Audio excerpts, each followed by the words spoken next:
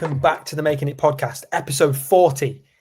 We are halfway to 100, which is exciting. We're almost at the end of We're not halfway to 100.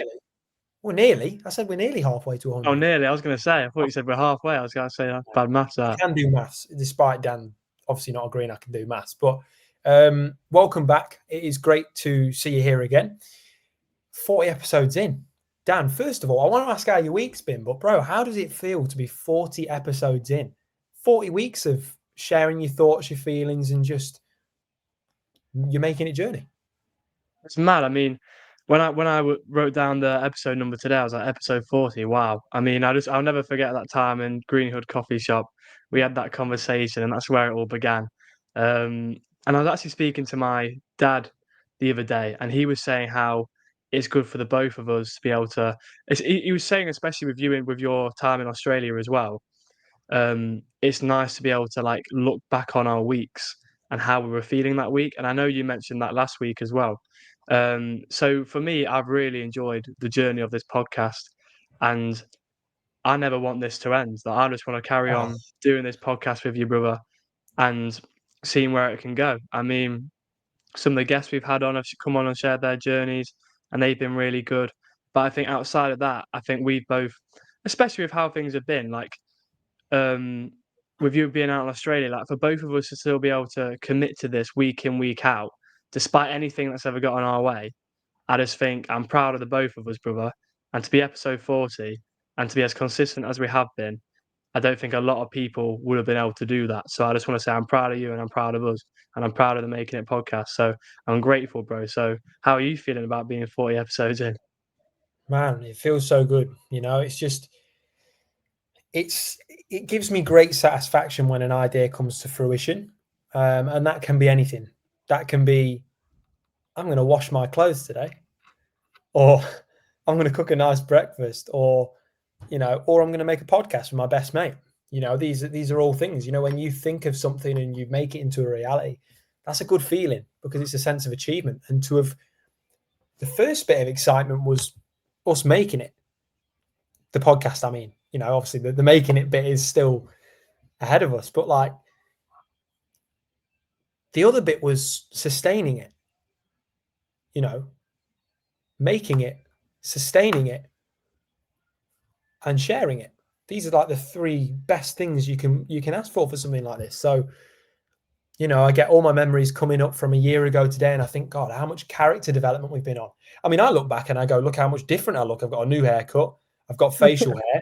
I wear better clothes. And then I look on a character development point and I look at my journal and stuff, and I'm like, wow, like we've really matured. And it's easy to look at your career self and go, damn, I'm in the same position as I was last year. Or academically and look, oh, damn, I'm in the same position as I was last year. But without going too deep into this, I think we kind of forget how much our processes have changed, how much we've changed our environment to deal with things better.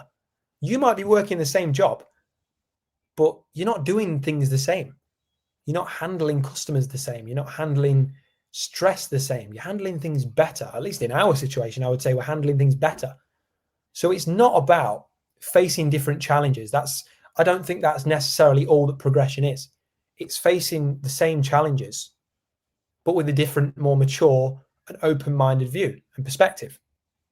So I would say that in the 40 episodes we've been doing this, Dan, the maturity and the way that we've improved as human beings has been great to see. You know, and again, it's easy for us to say because that's us.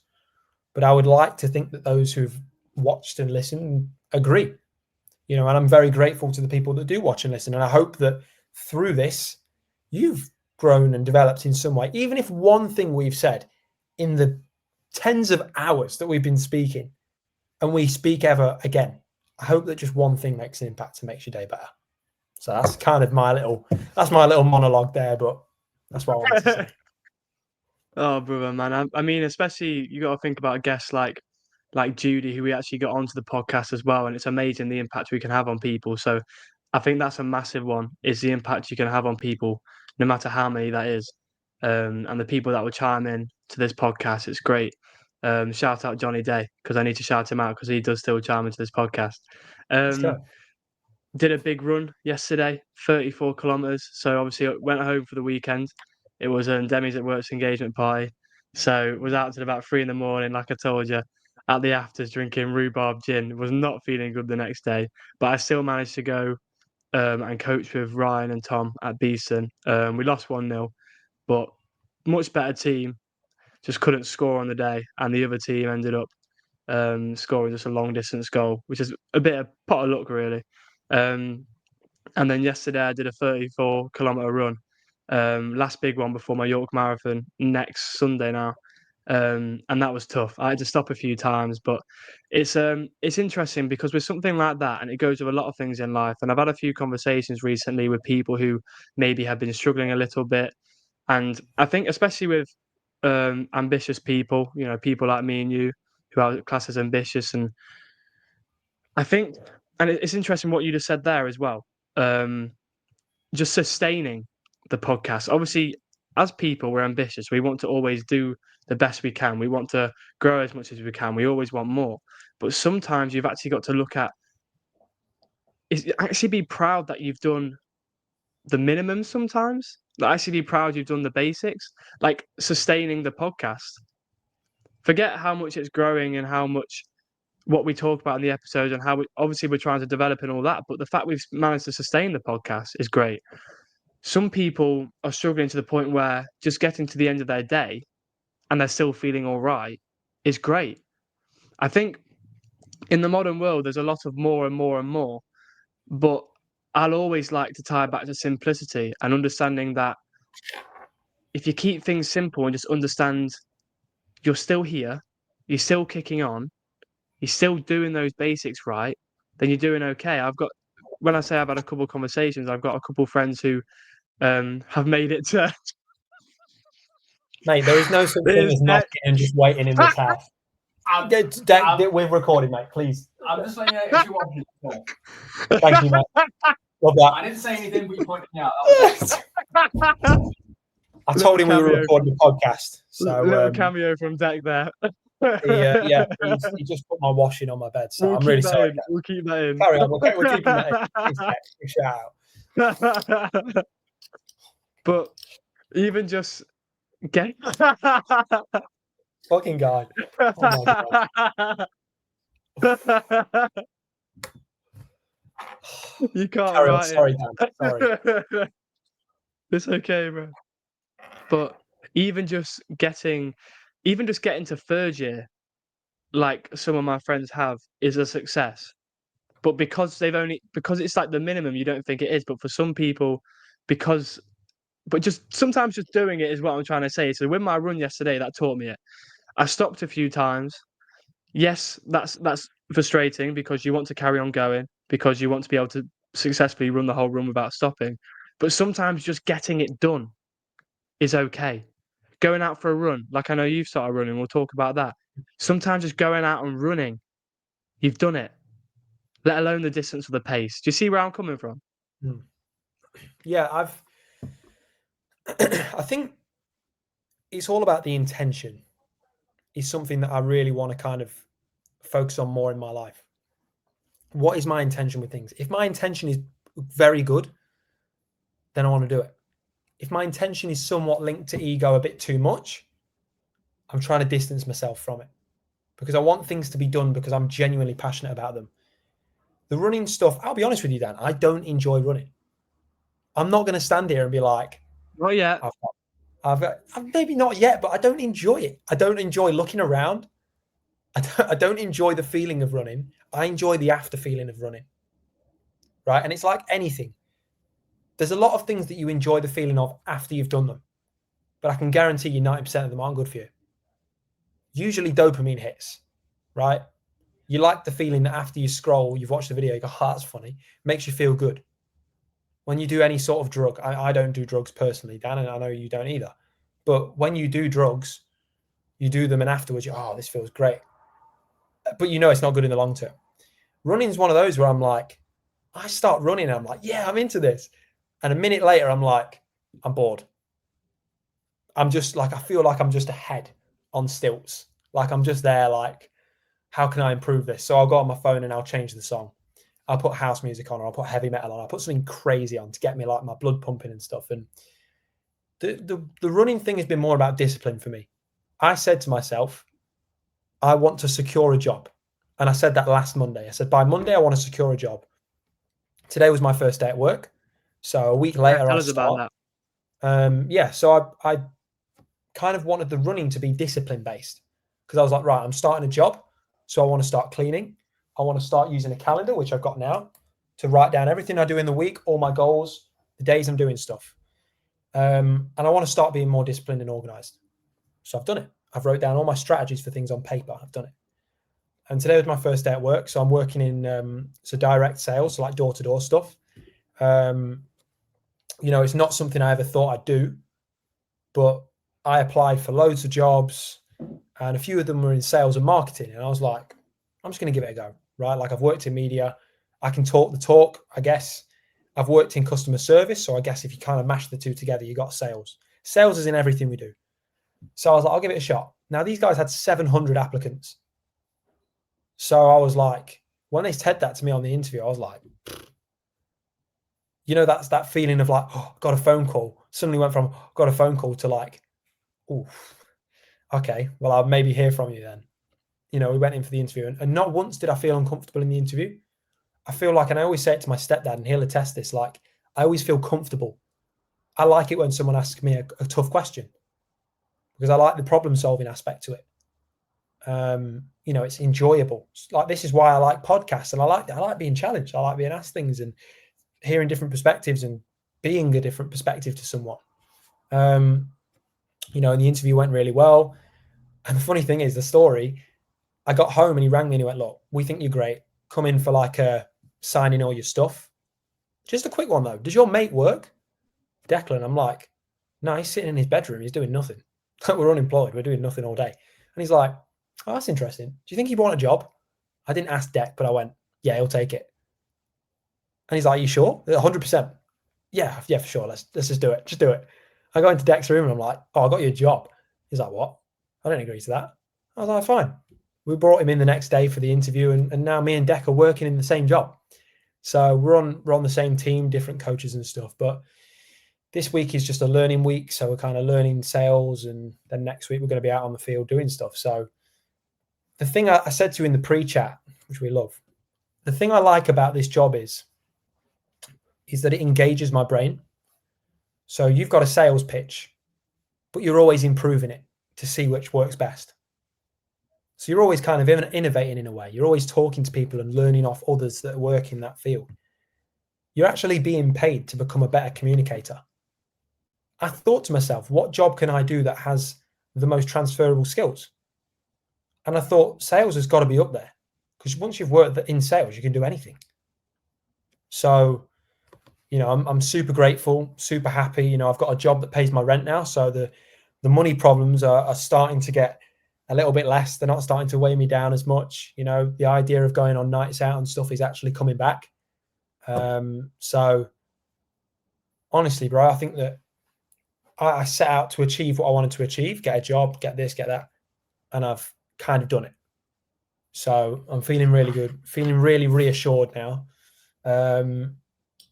And I'm kind of glad that the experiment of running out of money and all that stuff is over. It was not actually that fun. But yeah, man, feeling so I'll it's never my first forget. job in 4 months. I'm looking forward to not having much money and making pasta. That was a statement from you.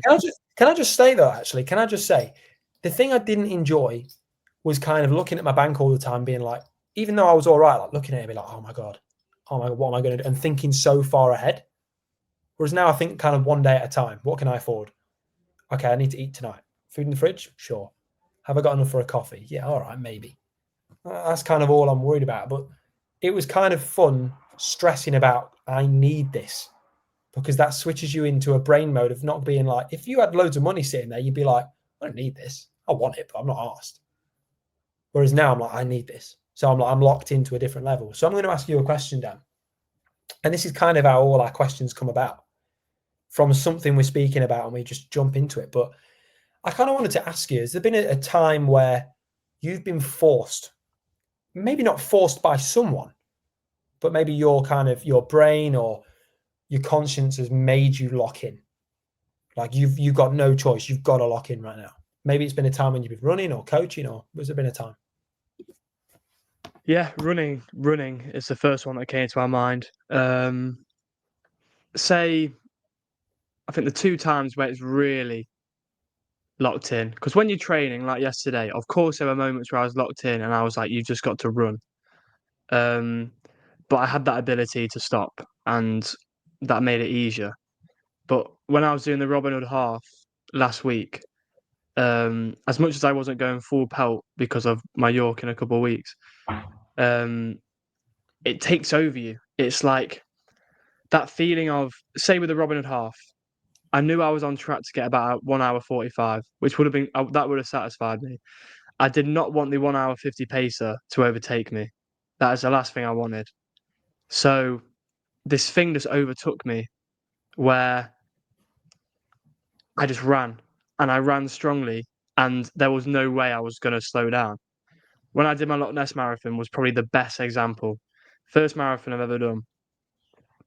I got to about we started off we went steady for the first half, which was a good tactic. Then we picked it up a bit because we got to halfway and I said to Noah, look, we're on 1 hour 59 seconds. If we want under 4 hours, it's going to be tight.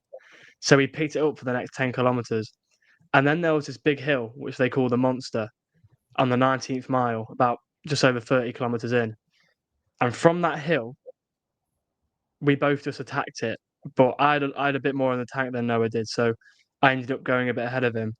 And from that moment, bearing in mind there's still another 7 miles to go, just over 10 kilometers, from that moment, I didn't slow down. And I just got quicker and quicker and quicker towards the end. When I could hear the city and the bells and everyone, it just pushed me even further. That is exactly what you said. That just felt like a force that overtook me. And it was like, there's no way I'm slowing down here. So running is probably my best example. But what about you? What's an example on your end? Stop right there. This is Daniel talking here, and I know right now you're enjoying the episode, but I've just got to give a really big shout out to something, and it's making it moments. You know, that's where our guests are. That's where the people we bring on to talk about their journeys are. Go and listen to Making It Moments. Go find them on our Spotify and YouTube. Find clips on our socials. Making It Poddy. Making It Moments.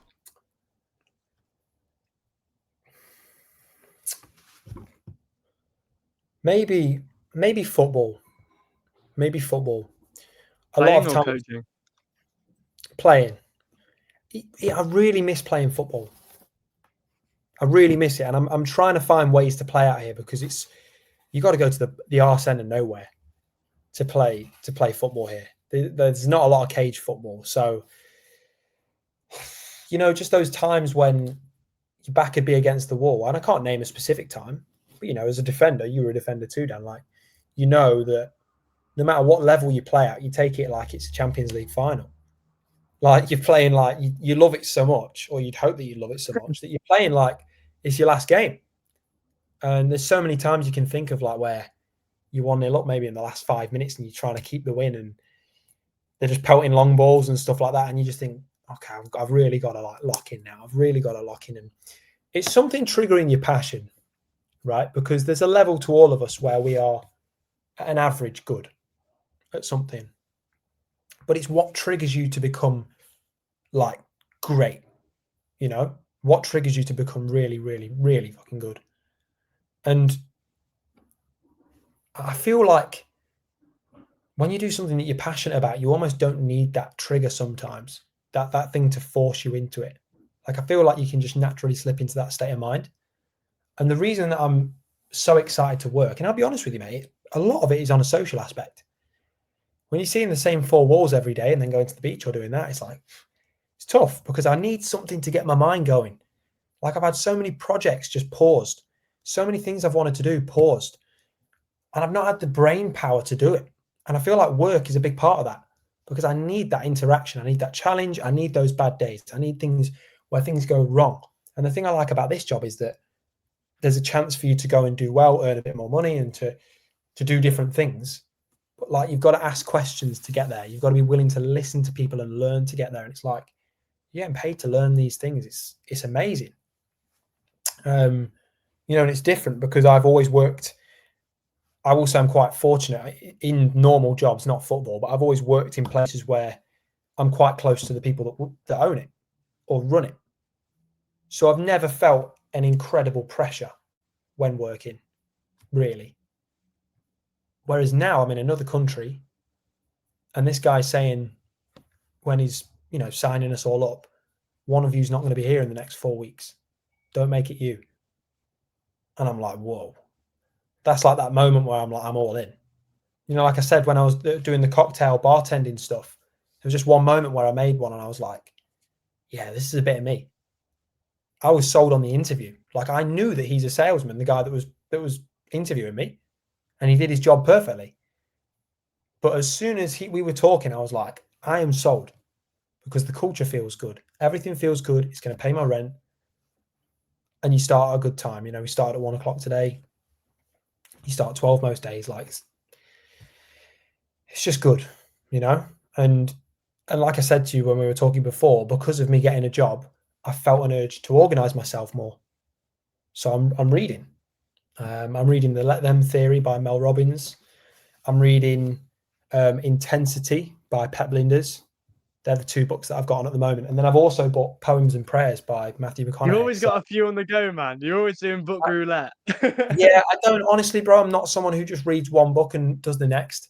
What I'm trying to do is I'm trying to have a morning book and a night book, because when I first started making my lists, my weekly notes, I actually used to read Atomic Habits in the morning and then The Psychology of Money at night.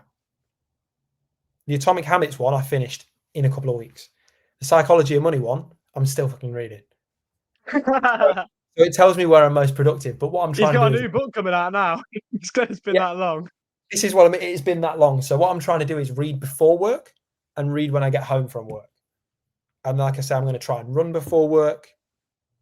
You know what I'm saying? So yeah, nah, bro, it's good to see. It's good to see this, because I remember when you were back home, and I remember you got your new room, and you had that desk. You had Brian Clough looking over you, and you were always sending me videos about the next thing you were doing. And a phrase you used to always say to me was, "Oh, bro, I've had a productive day today." And you said it the other day, and I realized I've not heard that for a long time. So I just wanted to say, bro, it's very, very nice to hear that now. And it's nice that you've got this work and you are starting to feel productive and you're on the running. I think you're doing very well. So be proud of yourself. But I saw something, I was watching Kenny Dalglish on The Overlap last night, and he was talking about when he got the job as player manager at Liverpool. And Peter Robinson called him up and he said, we want you to be player manager. And he was like, really? And they were like, yeah. And he ended up speaking to people and his family members. And they said, if they've backed you, then why not give it a go? But it made me think, if that's Kenny Dalglish, one of the best players to ever play for Liverpool, got offered a role as manager, and he was even questioning why he should be there.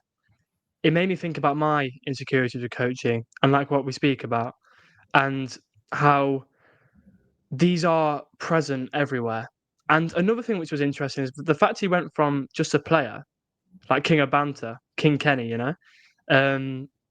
to player manager. He's now having to select his teammates, his friends, so to speak, and drop some of them. To then go from that dynamic to the other, he just said he just had to do it. He just had to get used to that. And it just made me think about the coaching insecurities and how it is just part of the journey, and how that they're going to be present, like we spoke about last week, but it's about getting through them. But I did want to mention how last week I did feel a lot more comfortable with the coaches, and I felt like one of the coaches properly last week, because we're all sitting in the dugout watching the players who are getting selected for squads, and I go on a side quest with Sean, and we go to Greg's and we get some coffees and sausage rolls for the boys, and I'm starting to joke around with them a bit more. I'm not feeling as pressured to be correct all the time. I'm learning to just be myself more, like I am at the Vic. Do you know what I mean? Not to that sort of extent where you're doing goofy things at work, but I'm learning to joke around with the managers a bit more, be a bit more personal with them, and it's not all just serious. And it's nice to get that balance, and I'm learning more and more. But one thing I wanted to mention about the sales job is, do they have a certain rule where if you don't make a certain amount of sales, you don't keep the job? And if so, how do you feel about that? Well, like any company, if you're not performing, you lose your job, right? Now, the only difference is that in sales and jobs where you're dealing with numbers, you can quantify your performance, right? You know, if you're in a hospitality job, there's no numbers. No one's checking how many plates you're washing in a night. Not a quota. Imagine. You know, God, you know, you imagine Lita just looking over you the whole night like, you're meant to do 477, but you've done 462. So, you know, get out. But it's like they say to us, they're like, look, we've took you on new to this. So that's your first thing. We trust you. And we believe you're the right people to invest in. So already someone's just told me they trust me. So I'm like, send me to war, mate. I'm ready. Like, you tell me you trust me and I'm in. Like, I'm the easiest sell when it comes to stuff like that, because I'm like, you get to wear smart clothes and you tell me you trust me. Done. The second thing is they're like, we don't think you're going to fail because we believe in your skill set and you've demonstrated a reason why we should invest in you, number 2. And then number 3, if you don't hit the targets, so you're not really judged too much in your first few weeks, because why would you be? In terms of like not selling enough. But what they're saying is that if you aren't selling enough, and I don't know the exact numbers, I'll have to get them tomorrow, but we will coach you to get more. And we know that our strategy is right. So it's all about your attitude, your application. You know, it's what was it that they said? They said attitude. Attitude. Oh, there's another 2, and I will think about it, because they said it's like a fire triangle. And without one, you can't have the other, and so on and so forth. So basically what they're saying is, if you've got the right attitude and these other 2 things, then everything we teach you will work out fine. And over time, you just perfect your craft. So you'll hit the sales targets, and then you go to the next level. But then they say, you know, if it's been a while, you're still not hitting them, we will know why. And if we believe it's because things are just not going your way, we can help you. But if you don't care, one of those 3 things isn't there, then you go. At the end of the day, like, it's not always the healthiest way to look at things. But I'd like to think that they've given me an olive branch. They've given me an opportunity where no one would. You know, there's another company that offered me a job, but I didn't want to do it because financially it didn't make the most sense to me. It was a huge risk. I think 2/3 of what I'd earn a week would be rent. That's not even counting food or anything. So I'd be living breadline every week. Probably have about 50 quid a week to live on. And so, you know, it wasn't the right one for me. But for someone to come out and be like, you know, without all that many applicants and stuff, and be like, we're going to take you on and just give you a chance. That's pretty major. So, and I know, Dan, for a fact that it won't be me that isn't there in 4 weeks or 8 weeks or 12 Is it sales in? What are you selling? It's like charity. It's like fundraising. So we're fundraising pretty much. So obviously every charity's got a marketing budget, and they'll give it to marketing companies and sales companies, and then it's your job to find ways to fundraise for them.